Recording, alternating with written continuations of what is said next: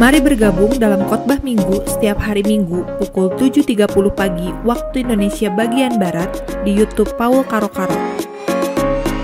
Saksikan Mesbah Terang setiap hari Rabu dan Jumat pukul 6 pagi waktu Indonesia bagian Barat di YouTube Paul Karo-Karo.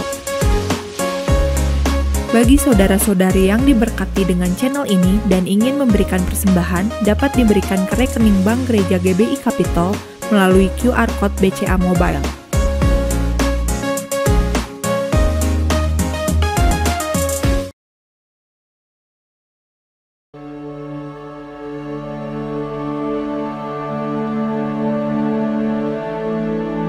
Saudaraku, pada waktu seseorang melakukan kejahatan kepada Anda, apa yang Anda lakukan?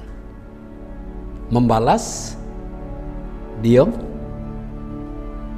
atau cuek? Nah, hari ini kita akan mengetahui sebenarnya ada banyak orang kalah dalam hidup ini bukan karena masalah besar, tetapi masalah kecil. Ketika seseorang membalas yang namanya kejahatan dengan kejahatan, maka itu merupakan satu masalah. Bagaimana dengan Anda pada waktu Anda diperhadapkan dengan Anda tidak salah, tapi Anda dibully, Anda sepertinya itu diledek gitu, maka secara manusia pasti kesal, pasti marah, pasti jengkel. Nah, hari ini saya mau sampaikan kebenaran firman Tuhan. Apa yang Tuhan taruh dalam hati saya adalah dalam Roma pasal 12 ayatnya yang ke-21. Janganlah kamu kalah terhadap kejahatan, tetapi kalahkanlah kejahatan dengan kebaikan. Ini ngomongnya ini enak banget. Bacanya enak banget. Tapi pelaksanaannya tidak segampang dengan membacanya. Hese, susah. Bagaimana mungkin Anda bisa mengalahkan kejahatan dengan kebaikan? Orang sudah membuat hidup Anda menderita. Orang sudah membuat hidup Anda menjadi terlunta-lunta. Itu sangat sulit untuk boleh membalas kejahatan dengan kebaikan. Ya, secara manusia, dalam bahasa Sundanya hayang nakol, hayang najong, mau mukul. Tetapi hari ini belajar dari kebenaran firman Tuhan, kalah kejahatan dengan kebaikan. Dan pada umumnya kita tidak akan mau. Enak di dia, nggak enak di saya. Tetapi firman Tuhan ini mengingatkan kita, kalahkanlah kejahatan dengan kebaikan. Prakteknya gimana, Pak? Ya sulit, Pak. Prakteknya begini. Yang pertama Anda lakukan adalah, Tuhan, saya ini diperlakukan tidak adil. Dia melakukan kejahatan kepada saya. Tuhan, tolong saya, mampukan saya, kuatkan saya, supaya saya benar-benar bisa menghadapi orang itu, supaya saya bisa melakukan sesuatu tanpa saya kesel jengkel kepada orang itu. Yang pertama adalah minta tolong sama Tuhan supaya Tuhan memberikan kekuatan kepada Anda. Lalu berdoa. Yang berikutnya adalah, Tuhan, saya berdoa supaya orang yang melakukan kejahatan kepada saya, Engkau rubah hati, Engkau jamah dia, supaya benar-benar Tuhan lewat kejadian, lewat peristiwa ini, dia boleh berubah, dia boleh bertobat dalam nama Tuhan Yesus.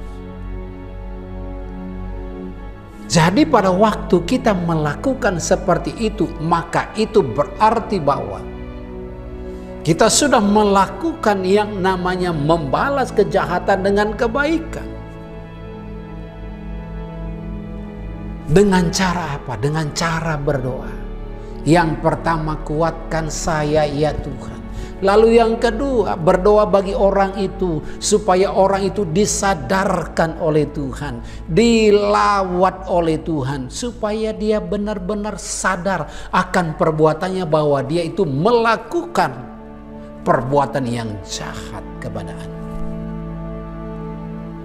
Nah, mari kita lihat firman Tuhan di dalam Matius pasal yang kelima ayat 44. Firman Tuhan katakan, tetapi aku berkata kepadamu, kasihilah musuhmu dan berdoalah bagi mereka yang menganiaya kamu.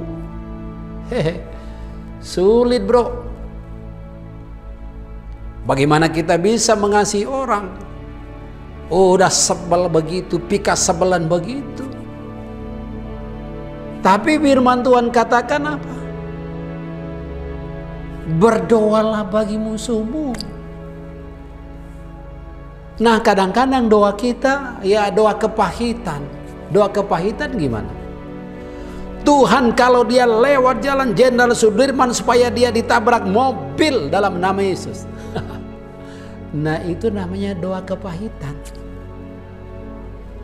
Tetapi berdoa bagi musuh kita supaya dia benar-benar dirubahkan oleh Tuhan, hatinya dilembutkan oleh Tuhan, supaya dia bertobat dari segala perbuatan-perbuatan yang tidak berkenan itu. Jadi pada waktu kita berdoa kepada orang itu, maka itu berarti bahwa kita sudah melakukan yang namanya kejahatan itu, kita balas dengan kebaikan waktu kita berdoa. Pada waktu kita berdoa, Tuhan Engkau rubah orang itu, Engkau jamah orang itu di dalam nama Yesus Tuhan. Dan pada waktu kita berdoa seperti itu, orang itu pasti berubah, pasti dijamah, dilawat oleh Tuhan. Nah, tapi sering sekali kita sudah kesal dulu, kita udah jengkel dulu, kita sudah kecewa dulu. Bagaimana mungkin kita bisa berdoa bagi orang itu? Tetapi kebenaran firman Tuhan yang saya sampaikan hari ini, janganlah kamu kalah terhadap kejahatan. Jadi ternyata banyak orang kalah terhadap kejahatan ini pada waktu orang lain berbuat jahat sama dia, maka dia tidak bisa berdoa. Dia udah kesal, udah jengkel, udah marah. Nah, ketika Anda melakukan seperti ini, maka Anda sebenarnya sudah kalah. Nah, kalau Anda sudah kalah, bagaimana Anda bisa bangkit dalam hidup ini? Nih, saya mau kasih tahu begini. Kita tidak mungkin menggembok mulut orang yang mengata-ngatain kita. Tidak mungkin kita gembok. Seberapa gembok yang Anda beli untuk boleh menggembok mulut orang-orang yang mengata-ngatain Anda, yang berbuat jahat terhadap Anda gembok, ya nggak mungkin. Tetapi caranya kita mengalahkan yang namanya kejahatan dengan kebaikan, kita bisa melakukannya dengan doa. Dengan doa. Nah, Anda mungkin berkata, wah Pak Pendeta ini pastilah berkata nih doa nih. Tapi justru Anda tahu bahwa yang namanya doa itu adalah merupakan satu kekuatan yang sangat luar biasa.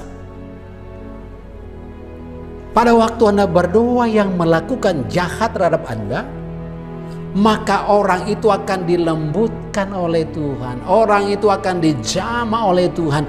Nah, satu hari nanti Anda akan melihat bahwa orang itu bertobat, orang itu dijamah, dilawat oleh Tuhan. Maka itu berarti bahwa Anda sudah menang. Jadi kalahkanlah kejahatan dengan kebaikan. Pastilah Tuhan memberikan kemampuan kepada Anda. Tuhan Yesus memberkati. Haleluya. Amin.